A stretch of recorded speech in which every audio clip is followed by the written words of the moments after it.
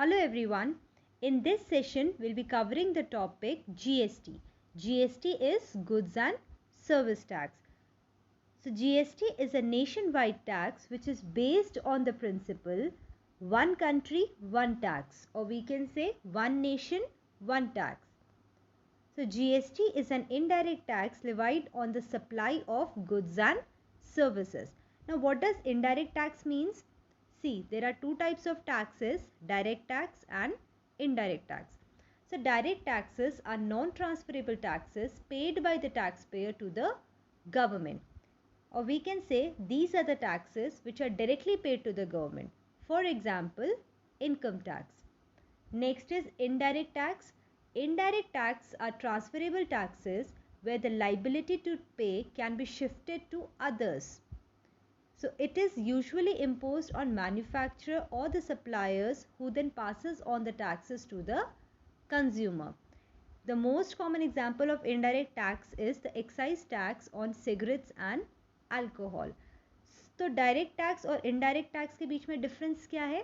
Direct tax कौन से taxes होते हैं जो हम डायरेक्टली गवर्नमेंट को पे करते हैं, लेकिन इनडायरेक्ट टैक्सेस कौन से टैक्सेस होते हैं?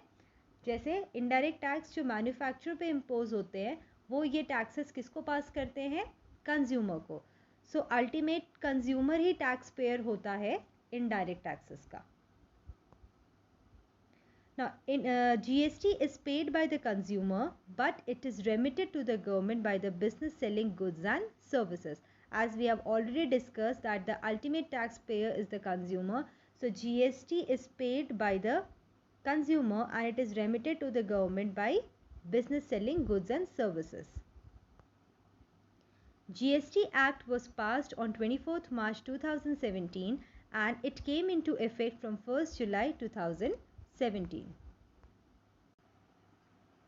So there are three main components of GST which are CGST, that is Central Goods and Service Tax, SGST, State Goods and Service Tax, and IGST, Integrated Goods and Service Tax.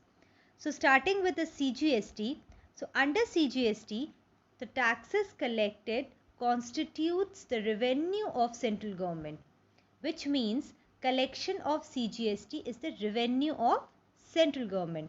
तो जितने भी taxes CGST के under collect किए जाते हैं वो किसकी income होती है या किसका रेवेन्यू होता है? सेंट्रल गवर्नमेंट का. Next is SGST. So collection of SGST is the revenue of state government. SGST में जितना भी टैक्स कलेक्ट होता है वो किसका रेवेन्यू होता है? स्टेट गवर्नमेंट का. And the last is IGST. So the revenue collected under IGST is divided between central and state government as per the rate specified by the government. So IGST is charged on the transfer of goods and services from one state to another.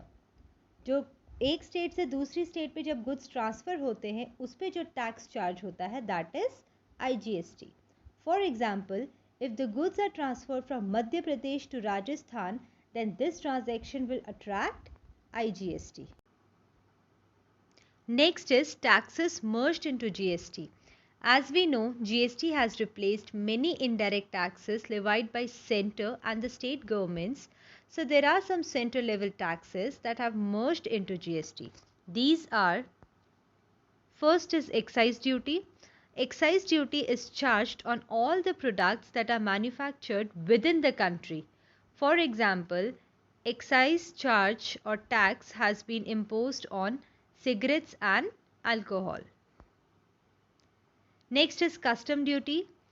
These are the indirect tax imposed on bringing the imported products into India. So custom duty are the taxes which are imposed on the product which have been imported from the outside country into the domestic country. Third is service tax. Service tax is a tax which is levied on rendering the services to the consumer by an individual or the entities. And the next is central sales tax. So what are sales tax? See, when you purchase an item and pay for it, you end up paying the sales tax along with the price of the product. And the tax which is collected by the store is then remitted to the government. So these are some central level indirect taxes which are merged into GST. So the next is some state level taxes that have merged into GST. So these state level taxes are, first is octroi and entry tax. So octroi is a tax which is charged by the local authority such as municipal, and entry tax is charged by the state. Both are levied on entry of goods into local area of respective state or municipalities. Second is purchase tax. Purchase tax is a tax which is imposed on purchase of goods by the state government, and it is applied to the wide range of goods. Third is entertainment tax. Entertainment tax is a tax imposed by the government on the things related to entertainment like movie tickets, commercial shows, etc. Fourth is VAT. VAT is value added tax. So it is an indirect tax on goods and services that are provided at state or domestic level. It is imposed at each stage of chain of distribution and production from raw material till the valuation of product, and the ultimate taxpayer is customer.